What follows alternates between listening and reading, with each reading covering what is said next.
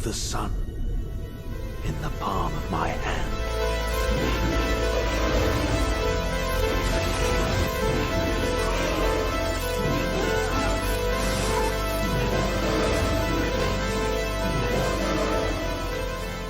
Well, today is that day where we are finally going to test what is likely to be the full potential of the Inquisitors that CG had in mind for this team when they created it. And we can go on and on and on and on and on about my opinions on Datacrons. I don't think we need to rehash it 5 million times. I'm not a fan of them, and especially not a fan of the fact that they're tying Datacrons to brand new teams. But with that aside, without Omicrons, the Grand Inquisitor and the Inquisitorius can take on Jedi Master Kenobi. A few things we got to go over, and although this is probably not going to apply to a lot of people, we do have some defensive footage, and they are a lot more menacing on defense. That will require, at the minimum, like a B+-ish team to take them out, whereas before, you could take C-grade teams and take them out here. And the question I have, CG said they didn't intend for the Inquisitors to beat Jedi Master Kenobi with their lifter units, that being Commander Tano. I have a feeling they're not going to change this because, one, they want Datacrons to be powerful and incentive people to go after them. And secondly, they said if there was something broken, they would just wait for it to go away. And that's going to be in September for this. So let's highlight a few things before we get into it. We have this Datacron that's finally able to put together with the rewards from this recent conquest here. And basically the combo is going to be having the 4 debuffs, applying a chance of getting your cooldowns reduced on the Inquisitors. Secondly, anytime Inquisitors are using a special ability, guaranteed stun, unresistible. And thirdly, the thing I was waiting for to show you guys the full potential of this team, Second Sister, whenever an enemy is stunned, she takes a bonus turn. And basically you create almost a stun loop. She keeps taking turns. You keep stun locking the enemy team and they can't get anywhere. And of course, we can talk about how would this work up against a Kenobi with the maxed out Datacron. We don't have one on the other side of the field, but this is just mainly to show that it can be teams that aren't going to have these Datacrons associated with them. And in Grand Arena, this will be helpful because you don't need Omicrons in it. But again, this is only temporary power, so let's just go ahead, send it on into battle, show you how this works, and then we'll hop over to some defensive gameplay to show you how this team with the power of the sun in the palm of their hands operates now. So Kenobi's gonna go first, and there's a few key important things here in order to outrun Commander Tano. First things first, with the leadership ability, Master Inquisitorius, you're getting 25 speed on your team.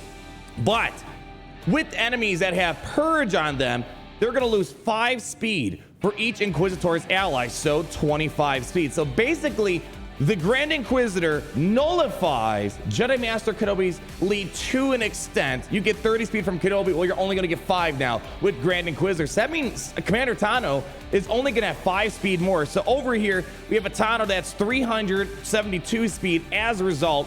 And Grand Inquisitor, since he's pretty fast, as long as you got him in that 340, 330 range, you should be able to outrun her and get the ability block on her so she can't get an insta kill. And as you see here, this is where the turn meter loop is going to start happening. The bonus turn loop, I should say. Since we start off with critical damage already, we're going to do that. We got a stun. She's going to take another turn. Go ahead. She's going to get another turn here. Look at that. Already 3 turns back to back with the Second Sister alone here, and she could not get her big 4 sleep off. Here we go again. We got the buff dispel. We got the stun. That gives Second Sister another turn. On top of that, she keeps rolling, and she keeps rolling, and she keeps rolling along. Let's go ahead. Get the buff dispel, stun. She gets another turn here. But Grand Inquisitor's coming in because we have 6 stacks of Purge on him. So why don't we go ahead? Oh, we could do a few things. Actually, what I'm going to do is I'm just going to get tortured over on Kenobi. All right, let's go ahead now. Let's get our crit damage up. Going first. All right, we got through the Savior, and we're going to pop another hit. Yet again, another stun going on here, and we're just going to probably finish him off. General Anakin Skywalker's going to do a few things. Let's go ahead, get the days. I probably should have targeted Commander Tano so we could have gotten some, but look at that. General Kenobi already down for the count. So now we're going to start working on Commander Tano, and here we go. She's stunned. That's the Datacron right there, and again, we're going to repeat the loop cycle of the bonus turns. Let's go ahead, get our crit damage up. We're going to wait a turn here before we use our other big ability. Over here in a moment, let's go ahead. We're going to go ahead and why don't we go ahead and stun her? So we're just use a special, get the stun. Didn't have to do anything. We're going to keep working on Commander Tano. Let's keep pushing along. Let's do some basic action. Probably the second I get another, oh, let's do this. Let's renew our stun on Commander Tano. This was kind of what I think people were expecting the Inquisitors to be, especially one, they showed advertisements on, I believe, TikTok, Instagram, whatever it might be. Here we go. Let's go ahead and get a stun over here. Boom. Stun on General Anakin Skywalker. This is kind of what we were expecting out of this team, to beat Jedi Master Kenobi, even with Commander Ahsoka Tano. Very much so how Boba Fett Sign of Jango can take out Lord Vader with his lifter unit, or even in Grand Arena, you don't even need Omicrons to make it happen. Let's go ahead and get another buff this spell, get a stun, get the ability blocks locked in place. Let's worry about Ahsoka Tano. She's out of here. And we're going to go all in on General Anakin Skywalker. Hopefully we can try to get ourselves a... There we go. Let's get a stun over there.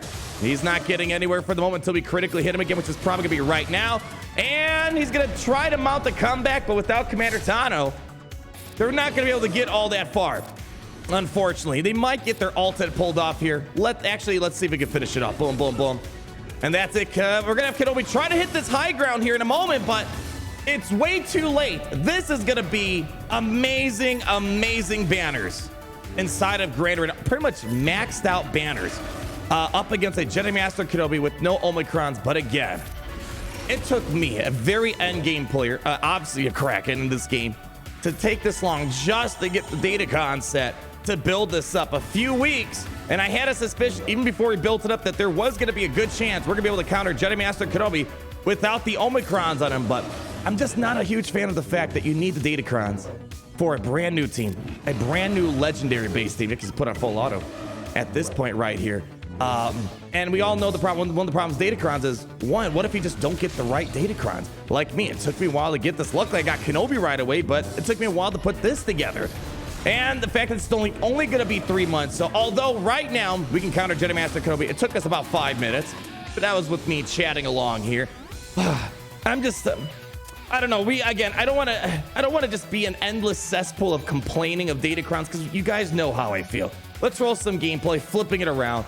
Jedi Master Kenobi would probably struggle up against the Grand Inquisitor if the Grand Inquisitor was wise enough to open up with their ability block.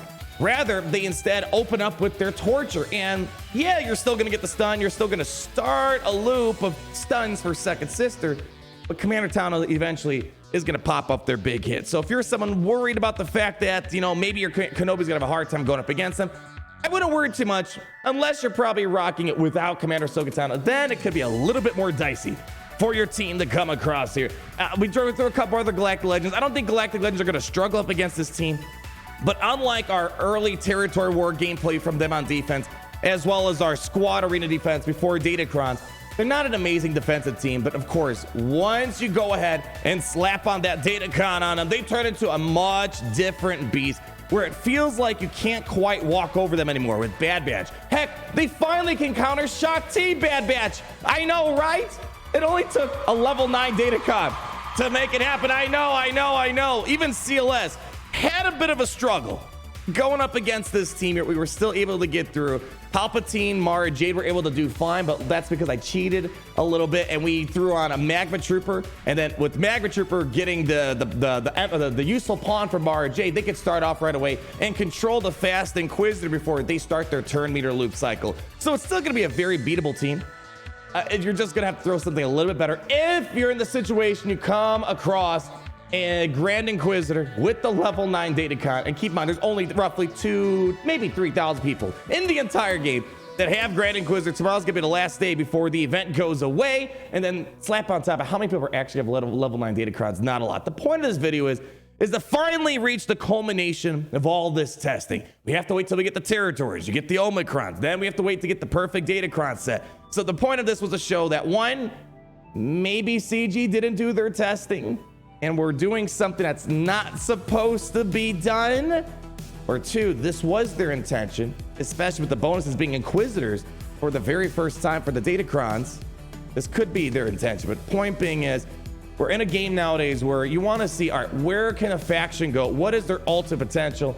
And as they're seeing it now, they're a very good offensive counter. Now, there might be ways to slow down this team with Jedi Master Kenobi. Padme Amidala is one that comes to mind if she gets her cleanse going on.